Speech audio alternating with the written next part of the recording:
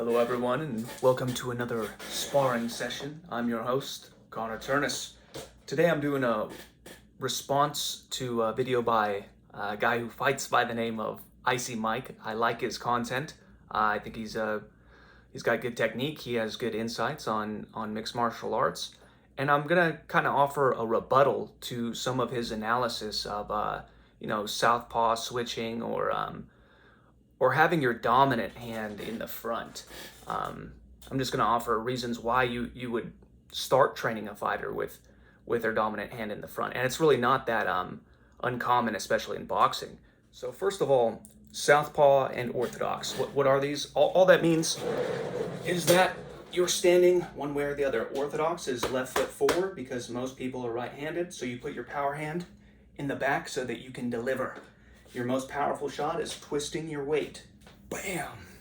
Delivering that shot, that straight right is what you want to set up for most fighters.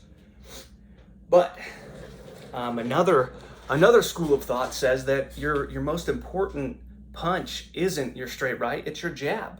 So if you're right-handed and you want to control the ring, control your opponent, you want to touch him with your jab. Just that piston-like jab. Now, for example, Oscar De La Hoya, he was a left-handed orthodox fighter. He won at a very high level. Mostly using his jab to touch guys, and then that devastating body shot and devastating left hook. Vasyl Lomachenko, he's a right-handed southpaw. What is he primarily concerned with? Controlling distance, getting in and out, touching you with his jab, touching you with his right hook.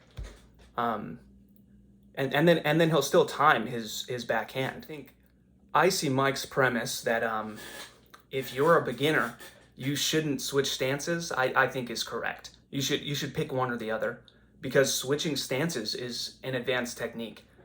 And what's really going to decide your skill level as a fighter is your fundamentals, not advanced techniques. That's all fluff to me. Once you get to a high level, I think you could find openings that might exist if you switch stances and try to exploit those openings. But most of the times, if you have a better guard, better timing, and a better jab in boxing, then you're going to win most of the fights, unless you get caught. which is, if you have a better guard and better timing, you're probably not going to get caught. But if you're looking to incorporate stance switching into your game, then spar from the opposite stance. Try to work on your defense. I think he's right that defense is what people neglect when they're assessing whether or not a stance switch is favorable or not. So I mean, if you want to incorporate it, then turn your stance and spar an entire round, looking to just defend, counter, and work your jab or your straight. I think that could be a good emphasis for an entire sparring session. Just sparring from southpaw. It does make a lot of sense. I mean, why would you try a new technique in a real fight that you haven't practiced in sparring? That's just unbelievable to me that anyone would do that. But what he says to do against the guy who switched stances is what you should do when you switch stances. Because here's the difference. If I switch stances, you're gonna have to register that I did that and react to my attack. So ideally, you would get someone on the ropes, and then as they're moving one way or the other, then you switch stances and you would paw, take down their lead hand, and then throw that cross. That could be one technique. Like if you can do it very subtly and then deliver that cross. Because again, like the what's nice about having opposite stances is that you're both in a position where your backhand power shot is going to counter either straight shot. So either a jab or the back straight hand. Either of those shots can be countered with your back straight hand if you're at the opposite stance that they are. So the way that you would incorporate this is, as you're fighting, if you think you're getting his timing down, your opponent's timing down, and you know the counter shot that you want to set up. Like I think that would be strategically what you want to do. You'd say, okay, I know he has a tell. Like say that he like moves his arm up when he's throwing his jab, or say he's orthodox and he moves his arm up and then he jabs.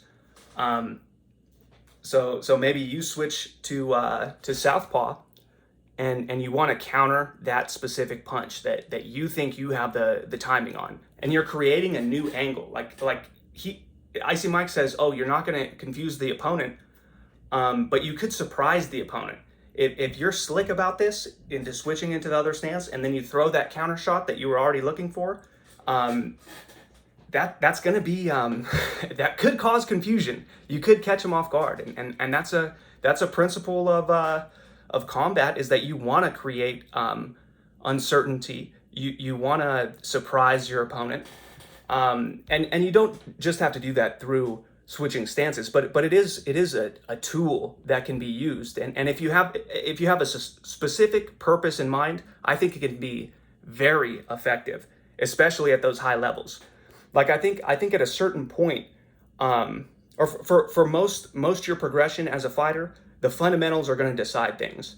But at a very high level, being able to incorporate these techniques to exploit weaknesses or to create a surprise for your opponent, that could be the deciding factor. A great example is Marvin Hagler. In one of his title fights, he said, I knew that I could catch my opponent with my lead uppercut. So I didn't show it to him until the 9th round. So his plan, his game plan going in is, I know that the uppercut's going to be there, especially when he's slowing down and he's leaning on me. He's leaning on me because he's tired, and then I can just create a little bit of space and bam, just jack him with that uppercut. And saving that one move that he knows is going to be there. That's the really high level aspect of it. Okay, he saved it. He saved it for just that right time. And there are other famous examples like Max Schmeling versus Joe Louis. And I think switching stances just potentially creates that angle for a specific counter that you could exploit, especially in a longer fight. So yeah, if you're a beginner, work your jab, work your guard. Those are the most important things. But as you're getting more advanced, you can create openings by switching stances. But in summary, we have seen guys put their dominant hand in front, but this is something that their coaches or their parents even wanted them to do for a certain reason, because they have better coordination with their dominant hand, and if your better coordinated hand is in front, it's going to help you defensively in how you work your jab and how you parry. And or Marvelous Marvin Hagler, rest in peace, he liked to put his dominant hand closer to his opponent so that he could smash him to the body. I think there are definitely applications to switching stances, and it's only going to create more angles. But you do need to be competent defensively. Like if you're not competent defensively, then really you're just gonna allow him to exploit angles that you're not used to defending. Okay, that's really the difference. Remember that southpaws always have an advantage in boxing, and that only like 10% of boxers fight from southpaw. So that's just fewer reps that are available for your opponent to have in the ring and prepare for. And that's going to create uncertainty. He's not used to fighting a southpaw. So if you've had more reps practicing southpaw than he has defending it, then you should definitely use it. And there are modern examples as well. Terrence Crawford, he's very effective at switching stances, but I think number one, you have to practice it, and two, I think you need to look for an opening. Like if there's something that you think you can exploit, maybe it's an overhand left. I mean, that's a nasty shot. I've seen like Roy Jones. Well, let's not even talk about Roy Jones, because he just does a lot of things that you're not supposed to do.